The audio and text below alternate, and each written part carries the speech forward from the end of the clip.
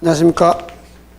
엄마들을 위한 인문학 강의를 진행하고 있는 이성구 선생입니다. 오늘은 이과적 성향을 지니고 수학을 굉장히 재밌어하는 아이들 중에 국어 공부, 특히 국어의 독해 지문은 그럭저럭 또 이성적 사고를 잘하기 때문에 이해가 되는데 시나 소설 이런 문학과 관련된 어떤 문제를 되게 싫어하는 학생들이 있습니다. 언어적 활동에 대한 또 다른 어떤 논의는 영어를 싫어하는 아이들한테 얘기할 때 또 자세하게 하기로 하고, 오늘은 특히 문학적 상상력이 왜 필요한지에 대한, 그러니까 이과적 수학을 되게 잘하는 아이들, 이성적 사고가 되게 발달되어 있는 아이들, 답이 딱 떨어지는 걸 좋아하는 아이들 중에 상당수의 아이들이 시적 상상력이나 이런 것들이 매우 취약해서 심각한 문제가 있는 아이들이 있거든요. 그래서 그런 아이들한테 왜 문학적 사유가 필요하고 그런 어떤 감성적 세계가 필요한지에 대해서 한번 설명을 할 수 있으려면 오늘 이런 강의가 반드시 필요할 것 같습니다. 자, 문학과 수학은 사실은 상생적 관계를 갖고 있습니다. 사실은 과학의 발전에는요, 항상, 자, 우리가 어떤 시대에 과학이 이렇게 단계적으로 발전되잖아요.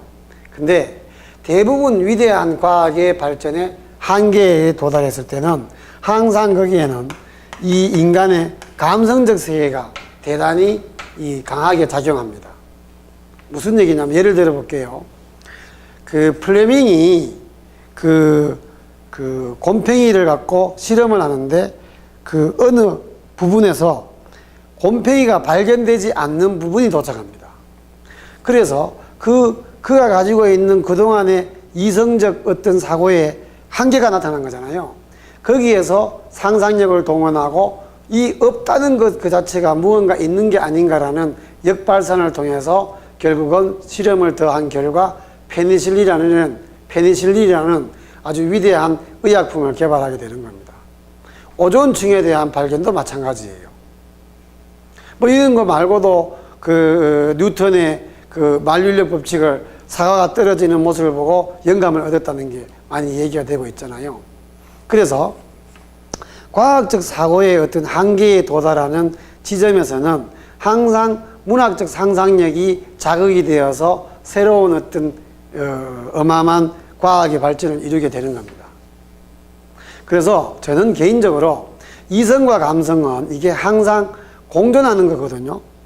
저는 개인적으로 서양의 사회에서는 자네가 이성을 하고 우네가 감성을 맡고 이런 등등의 얘기를 하잖아요. 저는 근데 이게 뭔가 좀 잘못된 게 아닌가 싶어요. 과연 우리가 정말 이성적 사고를 할 때는 오로지 이성만 동원됩니까? 저는 그렇지 않다고 생각하거든요. 그러니까 원래 이게 하나로 되어 있는 건데 서양은 어쨌든 그걸 나누어서 변증법적 통합을 이루었지만 동양은요, 그게 자체에 이미 하나의 생각으로 보는 겁니다. 자, 어쨌든 그건 그렇고, 왜 문학적 상상력이 필요한지에 대해서 좀 더 구체적으로 한번 정리를 해볼게요. 자, 일단 이성과 감성의 변증법적 관계는 이겁니다. 조금은 어려우니까 집중을 하시고 한번 이해를 해보십시오. 우리가 훌륭한 어떤 감성적 사고를 하기 위해서는 탄탄한 이성적 사고가 바탕이 되어야 감성적 사고의 위력이 나타납니다. 그렇겠죠? 만약에 논리적이고 이성적인 어떤 요소가 없는 아주 뜬금없는 감성의 세계는 이거는 약간 사이코적인 요소가 있는 거예요. 물론 그게 또 어떤 이성적 판단에 의해서 입증이 된다면 위대한 어떤 창의성이 되겠지만은 보편적으로 탄탄한 이성적 합리적 요소가 있는 가운데 우리는 감성의 의미가 대단히 부여될 수 있다는 거예요. 자, 반대로 감성의 세계는 뭐냐면 이성이 이렇게 닫혀 있잖아요. 이성이 어떤 합리의 그 안에서 할 때 이 감성적 세계에 의해서 이성을 자극합니다. 그러면 그 이성은 그 단계에 머물러 있지 않고 더 넓고 더 폭넓은 지향된 이성의 세계로 나아갈 수 있는 게 바로 감성이죠. 그래서 결과적으로 아주 그 감성이 뛰어난 SF, 상상력이 동원되는 SF 영화는 바탕에 그 과학적 어떤 이론이 있어야만 우리에게 감동을 주지, 어떤 과학적 이론의 토대도 없이 그 SF 영화, 상상의 영화가 마구 나와버리면 우리는 그냥 비웃겠죠. 자, 만약에 주라기 공원이라는 그 말도 안 되는 옛날에 공룡이 살아난 거잖아요. 거기에는 그 카오스 이론이라는 그 이론 중에 프랙탈 구조라는 게 있습니다. 그 주라기 공원의 영어 원 소설을 보면 각 챕터마다 이 프랙탈 구조에 의한 변화를 그림을 그려놓고 그 카오스 이론의 초기 조건의 미세한 변화에 의해서 결과가 어떤 일이 벌어질지도 모른다는 그 이론을 바탕으로 바로 만든 게 주라기 공원이라는 아주 훌륭한 영화고 훌륭한 소설인 거죠. 그러면 왜 상상적 세계의 이성이 바탕이 되어야 되는지 이해되셨죠? 아까 자, 다시 감성적 세계는, 즉 과학적 세계는 감성이 자극을 줘야 과학의 진전이 나타난다는 겁니다. 그래서 이성과 감성은 바로 변증적 관계로 맞물려 있는 거예요. 자, 그런데 우리가 앞에서도 제가 잠시 논의를 했지만, 그러면 왜 감성적 세계가 정말 중요한가에 대해서 제가 좀 더 자세하게 말씀을 드릴게요. 자, 우리 어릴 적에 본 만화 영화 있잖아요. 만화 영화. 마징가 제트나 또는 뭐 태권브이, 그죠? 태권브이 뭐 이런 만화 영화를 보면 우리의 정의의 로봇 반대편에는 반드시 악당 로봇이 있었죠. 악당 로봇의 배우 세력자가 한 명 있습니다. 그게 보통 보면 김 박사로 나오잖아요. 근데 그 김 박사의 꿈이 뭐였어요? 보통? 바로 과학을 발달시켜서 세계 정복, 우주 정복을 하고자 하는 미치광이가 되고 마는 겁니다. 쉽게 말씀드리면 이 만화 영화의 이 메커니즘은요, 정말 대단한 겁니다. 즉 감성적 세계가 동원되지 않는 이성적 사고만의 발달은 매우 위험합니다. 사실은요, 우리 과학자들이 지금 그래서 많은 그 서양의 이 이과 학생들은 과학을 공부하기 전에 어마어마한 문학적 상상력이나 철학을 공부를 해야 됩니다. 자, 보세요. 우리가 글리백이라는 백혈병 치료제를 개발한 그 과학은 과연 그 글리백이라는 치료제를 만들고 난 뒤에 전 세계 평화를 위해서 그 과학을 이용할까요? 그건 아니잖아요. 그래서 그 글리백이라는 약을 어쨌든 백혈병 치료제를 쓰는데 한 달에 거의 300만 원이 넘는 치료약으로 아주 고가로 결국은 세계를 제패하겠다는 그런 원리가 과학자들한테는 항상 있는 거예요. 이게 굉장히 무서운 일이 되기도 합니다. 그래서 만약에 어떤 아이가 수학과 이쪽 이성적 사고만 되게 발달되고 감성적 세계에 대한 어떤 감흥이 없는 아이면 걔는 바로 김 박사의 그 마징가 제트 반대편의 악당 로봇의 배우 세력자인 김 박사처럼 또라이가 되고 마는 거예요. 그래서 그 자기의 과학적 힘을 이용하여 세계를 정복하고 우주를 정복하겠다는 망상에 사로잡히게 됩니다. 극단적으로 보면. 그래서요, 그런 이제 감성을 변증법적 이 감성의 도움을 받지 않는 이성은 이게 이제 무서운 이성으로 전락하는데, 그걸 우리가 이 보통 철학에서는, 사회학에서는 도구적 이성이라 합니다. 도구적 이성. 그래서 그 서양 철학사에서도 아주 안 좋은 말들을 한 사람들이 바로 베이컨 같은 사람이에요. 아는 것이 힘이다 이랬잖아요. 굉장히 위험한 겁니다.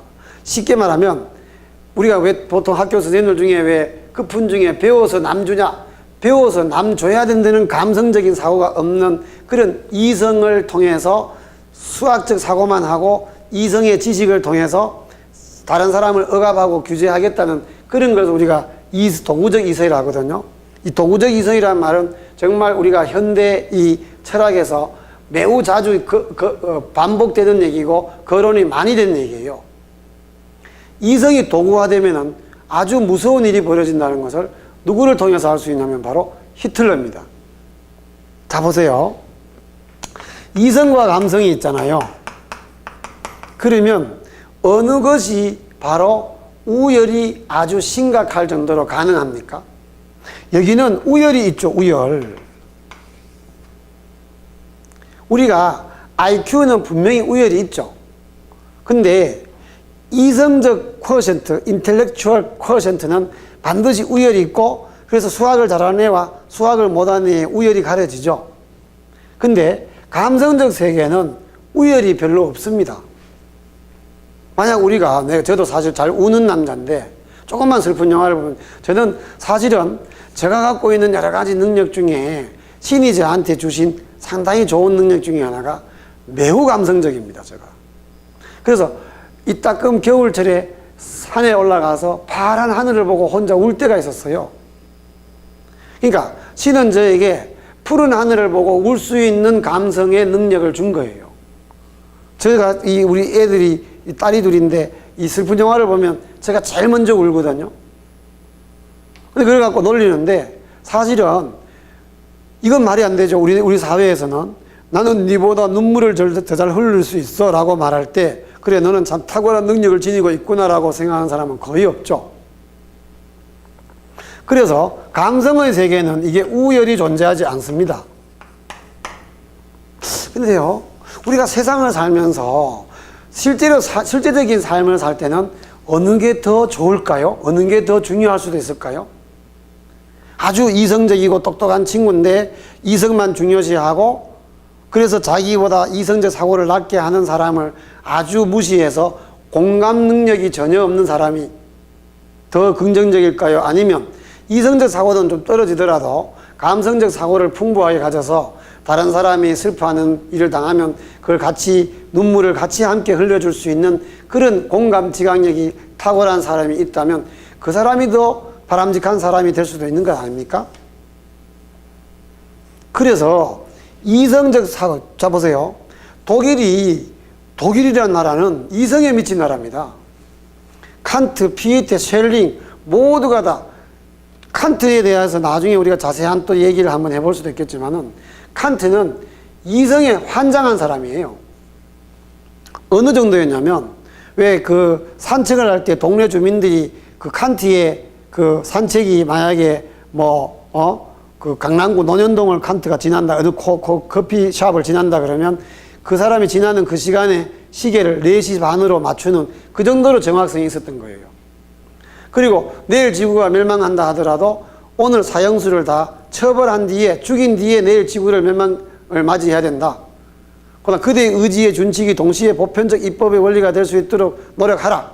이거는 무슨 정도냐면요, 내가 펩시를 먹을지 코카콜라를 먹을지 이것을 고민할 때 완벽한 이성적 판단을 하는 입법기관인 국회에서 그걸 투표를 해가지고 나온 결과물을 정도 수준에서 내가 선택을 해야지 그냥 감성적인 것을 동원해서는 안 된다, 이 정도예요. 그래서 칸트는 결혼을 하고자 하는 어떤 여인이 왔을 때 결혼조차도 못 하잖아요. 왜? 자기가 이성적으로 생각했을 때 결혼했을 때의 장점과 단점을 다 따져봤더니 결혼했을 때의 단점이 더 많은 거예요. 그리고 오랫동안 총각으로 살다가 어느 날 나이가 들어서 결혼했을 때의 장점이 더 많이 발견되자 그 사랑을 고백했던, 자기한 사랑을 고백했던 여인을 찾아가지만 그녀는 이미 결혼해서 결국은 칸트는 총각으로 살다가 죽습니다. 저는 칸트가 싫어요. 자, 그래서 독일이 그렇게 이성적이고 합리적인 것을 중요시했기 때문에 지금도 세계적인 명차를 만드는 나라가 됐잖아요. BMW, 벤츠, 아우디, 그다음 폭스바겐, 그죠? 이런 등등의 기계에 아주 정밀한 능력을 발휘하는 나라가 바로 독일입니다. 독일은 이성에 환장해서 이렇게 중요시했는데 대단한 일이 벌어지지 않습니까, 여러분? 전쟁이 이성적이고 합리적인 겁니까? 그래서 독일이 전범 국가가 되잖아요. 아니, 그렇게 이성적이고 합리적인 것을 중시했던 독일의 철학자들이 독일 철학이 그렇게 유명한데, 독일은 정말입니다. 독일 여행 가시는 분들 혹시 독일 가서 무슨 법을 어기잖아요? 그럼 아주 위험에 처합니다. 다른 나라는 이 프랑스나 이탈리아 같은 데 가면은 그냥 특히 이탈리아는 뭐 워낙 감성적인 나라라서 이 변화가 굉장히 이게 막 심하거든요. 그래서 웬만한 건 다 넘어가요. 독일과 이탈리아를 비교하면 정말 전혀 다릅니다. 독일은 감성에 미친 나라예요. 이탈리아는요. 그래서 비리와 부정이 많고 난리잖아요. 이게 바로 그게 우리나라랑 비슷한 점인데, 독일은 엄격한 이성입니다. 그러면 그렇게 이성적이고 합리적인 걸 추구했던 독일이 세계 전범 국가가 되어서 전 세계를 파괴하는 아주 악질적인 행동을 하잖아요. 그게 바로 이성의 심각한 문제입니다. 도구적 이성의 가장 심각한 문제라고요. 그게 바로 우열이 강력하면은 하등한 인간들은 내가 죽여도 무방하다는 생각까지도 올라가 버리는 거예요. 독일은 여기에 대한 어마어마한 반성을 합니다. 그래서 화이트 헤드라는 사람이 이런 얘기를 하거든요. 초등학교, 중고등학교, 대학을 단계적으로 뭐라고 하냐면 초등학교를 The Stage of Romantic이라 합니다. 그 다음 중고등학교를 The Stage of Precision, 예리하게 뭔가 분석을 해야 되고, 대학을 The Stage of Generalization, 즉 일반화를 해야 되는 하나의 논문으로 써내야 되는 그런 과정이라 하거든요. 제일 중요한 게 초등학교는 로맨틱 해야 됩니다. 초등학교 때 이성 중심의 교육을 하는 것은 매우 위험합니다. 인간이 가장 감성적 사고를 확실하게 더 증가시킬 수 있는 나이는 바로 청소년 시기 이전이거든요. 가장 감성이 예민한 시기라고요. 그때 어마어마한 감성의 사고를 증진시키기 위해서 독일은 초등학교 수학을 거의 포기했습니다. 왜? 이성을 그렇게 중시하고자 했던 독일이 결국은 전범 국가가 되고 말았으니 이 어린 나이 때 이성 중심의 교육을 해서는 안 되겠다는 어마어마한 반성을 시도한 나라가 바로 독일입니다. 그런데 지금 우리나라 어떻습니까?